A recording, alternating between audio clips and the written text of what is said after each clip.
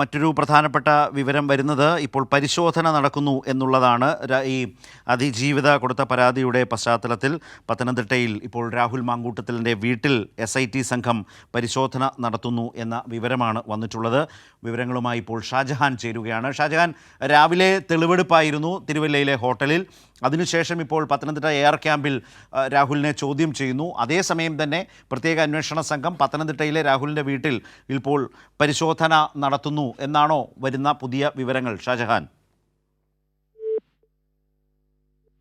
ഷാജഹാനാണ് ഈ വിശദാംശങ്ങൾ ഇപ്പോൾ നൽകിയത്.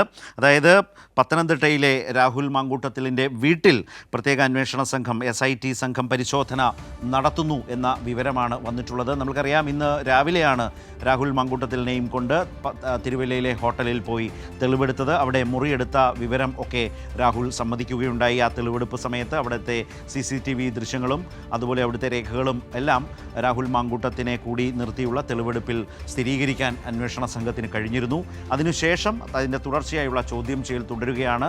പോലീസ് സംഘത്തിന് കോടതി നൽകിയിട്ടുള്ള കസ്റ്റഡി കാലാവധിയുണ്ട്. ആ കാലാവധിക്കുള്ളിൽ അന്വേഷണത്തെ ശക്തമായി മുന്നോട്ട് കൊണ്ടുപോകുന്നതിൻ്റെ ഭാഗമായി വരുന്ന മറ്റൊരു നടപടിയാണ് പത്തനംതിട്ടയിലെ രാഹുൽ മാങ്കൂട്ടത്തിലിൻ്റെ വീട്ടിൽ ഇതേ സമയം തന്നെ പരിശോധന നടത്തുന്നു എന്നുള്ളതാണ്. നേരത്തെ പാലക്കാട്ടും ഒക്കെ ഇത്തരം പരിശോധനകൾ ഉണ്ടായിരുന്നു.